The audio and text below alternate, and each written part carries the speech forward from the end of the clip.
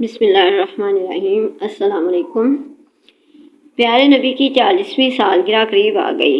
اب آپ پر وہ حقیقت کھلنی شروع ہو گئی جس کی آرزو میں آپ جی رہے تھے، جس کی برسوں سے تلاش تھی اور جس کے لیے آپ انتہائی بےتاب تھے۔ سال ہر سال کی عبادت اور ریاضت سے روح میں روشنی پھوٹ پڑی، دل آئینے کی طرح چمک اٹھا، باطن یکایک دمک اٹھا اور آپ پر ہدایت کا الہام ہونے لگا۔ آپ کو ان سے آپ پر حقیقت کھل گئی اور تاریکی کے وہ پردے تار تار ہو گئے جنہیں چاک کرنے کے لیے آپ مسلسل زور لگا رہے تھے۔ آپ کے سامنے حق و ہدایت کی شاہراہ روشن ہو گئی اور آپ نے محسوس کیا کہ دنیا کی رنگینی 4 دن چاندنی ہے اور یہاں کی راحتیں اور لذتیں وقتی اور فانی ہیں۔ آپ کو اندازہ ہوا قوم کتنی غلط باتوں میں گرفتار ہے، اس کے عقیدوں میں کتنا بگاڑ ہے اور وہ سیدھی راہ سے کتنی دور ہے۔ آپ یہ جان گیا کہ تنہا اللہ ہی سب کا معبود ہے، اس کا کوئی شریک اور ساجی نہیں، سارے انسان اسی کے بندے ہیں، زمین و آسمان بھی اسی کے تابع ہیں اور وہ سب کو اس کے کیے کا بدلہ دے گا۔ ذرا برابر نیکی ہوگی وہ بھی سامنے آئے گی اور بدی ہوگی وہ بھی سامنے آئے گی۔ آپ کو برابر سچے خواب دکھائی دینے لگے۔ اس طرح جو باتیں جاننے کے لیے آپ بے چین تھے اور جن کی حقیقت معلوم کرنے کے لیے آپ تڑپ رہے تھے، اب وہ سورج اور چاند کی طرح روشن ہو گئی۔ آپ کو ایک زمانے سے حقیقت کی تلاش تھی اور اس حقیقت کو پا کر آپ کو بے حد خوشی ہوئی، لیکن اس کا اعلان کرنے پر قوم کا کیا رویہ ہوگا یہ سوچ کر آپ گھبرا اٹھے اور خوف سے دل لرزنے لگا۔ اللہ نے آپ کو ہدایت دی، آپ کو وہ راہ سجائی جو اس کے نیک بندوں کی رائے ہے، لیکن قوم تو گمراہی کی دلدل میں پھنسی ہے۔ اسے ہدایت کی شاہراہ پر کون لائے گا، باطل سے اسے بیزار کون کرے گا اور حق کو اس کے دل میں کون اتارے گا؟ جب خواب صبح کی طرح روشن ہو جاتا، اس کی تعبیر کھل کر سامنے آ جاتی اور نامعلوم باتیں بھی معلوم ہو جاتی تو آپ بہت فکر مند ہوتے۔ ذہن میں طرح طرح کے خیال گونجنے لگتے اور آپ کو اپنے بارے میں شبہ ہونے لگتا۔ چنانچہ آپ نے ختیجہ کو سارا حال سنایا اور دل پر جو بیت رہی تھی وہ بھی بتایا۔ ختیجہ نے ساری باتیں توجہ سے سنی، پھر آپ کی ڈھارس بندھائی بولی، میں سرتاج آپ فکر نہ کریں، آپ جیسے پاکستان کہاں راہ پا سکتا ہے۔ اس سال رمضان آیا تو آپ پھر غار حرا چلے گئے اور ہر چیز سے ہٹ کر غور و فکر اور عبادت میں لگ گئے۔ کسی وقت گھر والے بھی آ جاتے، وہ آپ کو دیکھ کر اپنی آنکھیں ٹھنڈی کرتے اور کچھ کھانا پانی بھی رکھ جاتے۔ غریب محتاج بھی آتے رہتے اور آپ کی سخاوت سے سیراب ہوتے۔ یوں ہی رمضان کے کچھ دن گزر گئے۔ ایک روز آپ غار میں آرام فرما رہے تھے، صبح کا وقت تھا، اچانک ایک فرشتہ دکھائی دیا، انتہائی حسین و جمیل فرشتہ، ہاتھ میں ایک ریشم کا ٹکڑا بھی تھا۔ فرشتے نے کہا، اقرا، پڑھو۔ آپ بہت گھبرائے، فرمایا، ماں اقرأ، مجھے پڑھنا نہیں آتا۔ اب آپ کو ایسا محسوس ہوا جیسے وہ گلا گھونٹ رہا ہو اور جسم مبارک کو بھینچ رہا ہو۔ پھر اس نے چھوڑ دیا اور کہا، اقرا، پڑھو۔ آپ نے فرمایا، ماں اقرأ، مجھے پڑھنا نہیں آتا۔ یہ کہنا تھا کہ آپ کو پھر محسوس ہوا وہ گلا گھونٹ رہا ہے اور جسم مبارک کو بھینچ رہا ہے۔ پھر اس نے چھوڑ دیا اور کہا، اقرأ، پڑھو۔ آپ کو اندیشہ ہوا اگر اس بار بھی وہی جواب دیا تو پھر گلا گھونٹے گا، اس بار اور زور سے بھینچے گا۔ چنانچہ فرمایا، ماذا اقرأ، کیا پڑھوں؟ فرشتے نے جواب دیا، اقرأ بسم ربک الذی خلق، خلق الانسان من علق، اقرأ وربک الاکرم الذی علم بالقلم، علم الانسان ما لم یعلم۔ پڑھو اپنے رب کے نام سے جس نے پیدا کیا انسان کو خون کی پھٹکی سے۔ پڑھو تمہارا مہربان رب ہی ہے جس نے قلم سے سکھایا انسان جو اسے معلوم نہ تھا۔ فرشتے کے بتانے پر آپ نے یہ پڑھا اور پڑھتے ہی ذہن پر نقش ہو گیا۔ پھر فرشتہ چلا گیا۔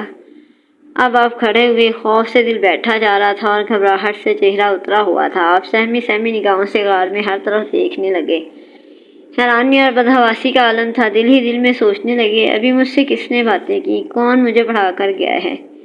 پھر تیزی سے غار سے باہر آئے اور پہاڑ کی گھاٹیوں سے گزرنے لگے۔ پورا جسم تھر تھر کانپ رہا تھا۔ دل میں بار بار خیال آتا کہ شروع میں جو خواب نظر آئے وہ تو بالکل صحیح نکلے، ان سے بہت سی نئی باتیں معلوم ہو گئی۔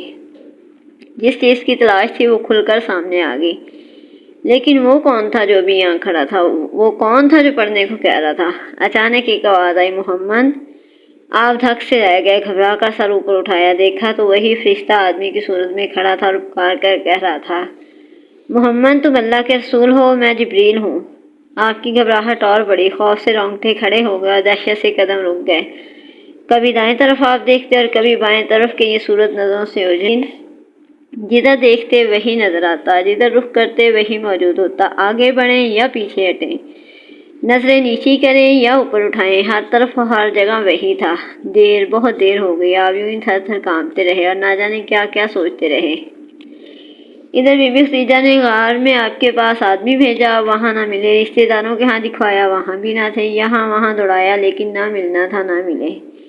پھر فرشتہ چلا گیا اور آپ خدیجہ رضی اللہ عنہ کے پاس آ گئے، خوف سے لرزتے ہوئے اور پسینے میں نہائے ہوئے۔ آتے ہی آپ نے فرمایا، مجھے کچھ اڑا دو، مجھے کچھ اڑا دو۔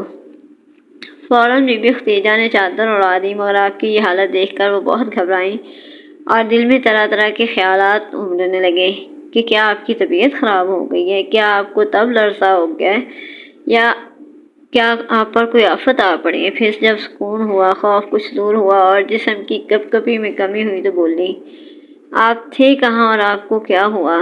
آپ نے ان کی طرف دیکھا، نظروں سے بڑی بے بسی اور بے چارگی ٹپک رہی تھی، ایسا لگ رہا تھا گویا مصیبتوں کا پہاڑ ٹوٹ پڑا۔ پھر فرمایا، خدیجہ مجھے کیا ہوا؟ اس کے بعد جو کچھ آپ نے دیکھا تھا وہ بیان کیا، فرمایا مجھے اپنے بارے میں ڈر ہے۔ مگر بی بی خدیجہ تھیں بہت ہوشیار، یہ باتیں سن کر وہ ذرا بھی نہ گھبرائیں، بلکہ انہوں نے آپ کو بہت ہی عزت کی نظروں سے دیکھا، چہرے پر یقین و اطمینان کی مسکراہٹ تھی۔ پھر آپ کو اطمینان دلایا، بولی، میرے چچا کے بیٹے، خوش ہو جائیے اور جو کر رہے ہیں کرتے رہیے۔ اس ذات کی قسم جس کے ہاتھ میں خدیجہ کی جان ہے، آپ اس امت کے نبی ہوں گے۔ آپ تو سچ بولتے ہیں، صلہ رحمی کرتے ہیں، امانتیں ادا کرتے ہیں، مجبوروں اور بے کسوں کو سہارا دیتے ہیں، مہمانوں کی خاطر تواضع کرتے ہیں، حق کے کاموں میں مدد کرتے ہیں، بھلا اللہ تعالیٰ آپ کو ضائع کیسے کر سکتا ہے؟ خدیجہ کی ان باتوں سے آپ کی بہت دھارس بندھی، ساری بے چینی دور ہو گئی، چہرہ مبارک خوشی سے تمتما اٹھا۔ آپ نے اس دل جوئی پر ان کا شکریہ ادا کیا، پھر آنکھیں بند کر لیں اور سو گئے۔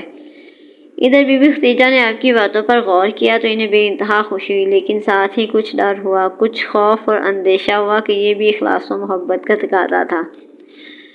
چنانچہ انہوں نے سوچا، چلیں چچیرے بھائی ورقہ کے پاس، کچھ ان سے پوچھیں، شاید وہ کچھ بتائیں۔ یہ ورقہ نوفل کے بیٹے اور انتہائی حکیم اور دانا تھے۔ مختلف مذاہب کو انہوں نے کھنگال ڈالا اور بڑی باریک بینی سے ہر ایک کا جائزہ لیا۔ پہلے یہودیت کی طرف میلان ہوا، پھر عیسائیت کو اختیار کیا۔ انجیل پر گہری نظر تھی، عربی میں اس کا ترجمہ بھی کرتے تھے۔ خدیجہ ان کو سارا ماجرا سنایا اور آپ پر جو کچھ بیتی تھی سب کہہ سنایا۔ سب کچھ سن کر وہ بولے، پاک ہے، پاک ہے، قسم ہے اس ذات کی جس کی مٹھی میں ورقہ کی جان ہے، خدیجہ اگر تمہاری بات صحیح ہے تو یہ وہی ناموس یعنی جبریل ہے جو موسیٰ کے پاس آتا تھا، باخدا وہ اس امت کا نبی ہوگا۔ اس سے کہو ڈرے نہیں اور جو کچھ کر رہا ہے کرتا رہے۔ اب کیا تھا؟ بی بی خوشی سے بےتاب ہو گئی، آتے ہی بولی، مبارک ہو، مبارک ہو۔ پھر چچیرے بھائی ورقہ سے جو باتیں ہوئی تھیں وہ سب بیان کی اور کہا کہ وہ آپ سے ملنا چاہتے ہیں۔ پھر اسی وقت وہ ایمان لے آئیں۔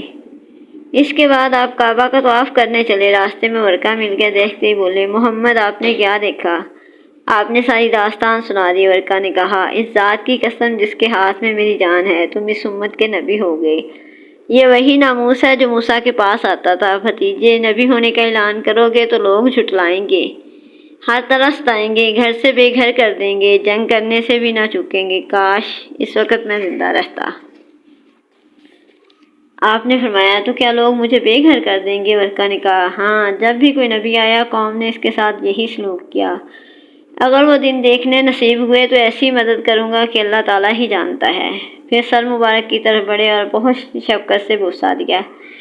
اس کے بعد پیارے نبی لوٹ آئے، مگر اب آپ بہت فکر مند اداس تھے، بار بار سوچتے، میری کمزور کاندھوں پر نبوت کا بوجھ آ پڑا ہے، اس کا انجام کیا ہوگا؟ میں لوگوں کو کیسے بلاؤں، سیدھی راہ کیسے سجاؤں؟ یہ تو گمراہ ہیں اور حق سے بدک رہے ہیں، خدا سے بیزار ہیں اور بتوں کے پرستار ہیں، بدی کے علمبردار ہیں اور نیکی سے برسر پیکار ہیں۔ پھر غضب ہے اس پر، انہیں ناز بھی ہے۔ غرض دل میں خیالات کا ایک طوفان اٹھا اور آپ وحی کا انتظار کرنے لگے۔